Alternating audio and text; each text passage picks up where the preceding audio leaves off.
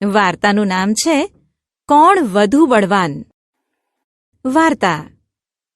એકવાર પવન અને સૂર્ય વચ્ચે ચર્ચા થઈ. પવને સૂર્યને કહ્યું, હું તારાથી વધારે બળવાન છું.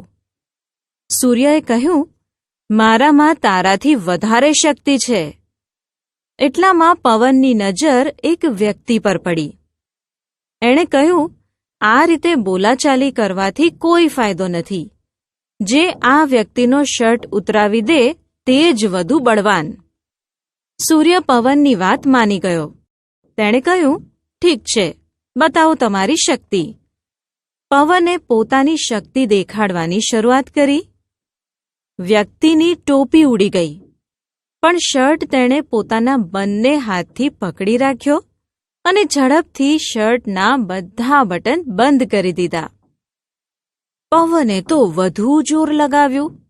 છેલ્લે તે વ્યક્તિ નીચે પડી ગયો, પણ શર્ટ તેના શરીર પર જ રહ્યો. પવન તો થાકી ગયો.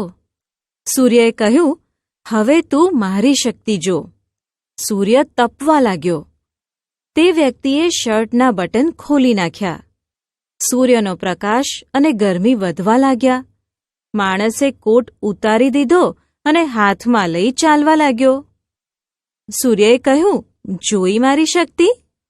પવને સૂરજને પ્રણામ કરીને કહ્યું, તમારી શક્તિને હું માની ગયો. જોયું ને મિત્રો, સૂર્ય કેવો બળવાન કે એણે માણસનો કોટ પણ ઉતારી દીધો. બળવાન બનો, પણ કોઈને તાકાત બતાવો નહીં. જવાબ આપો. બાળમિત્રો, હવે તમારે વાર્તાના આધારે પ્રશ્નોના જવાબ આપવાના છે. પહેલો પ્રશ્ન છે કે પવનને એવું કેમ લાગ્યું હશે કે તે સૂર્યથી વધારે બળવાન છે?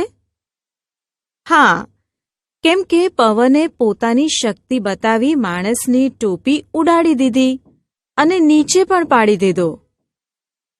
પવન માણસનો કોટ કઈ રીતે ઉતારી શક્યો હોત?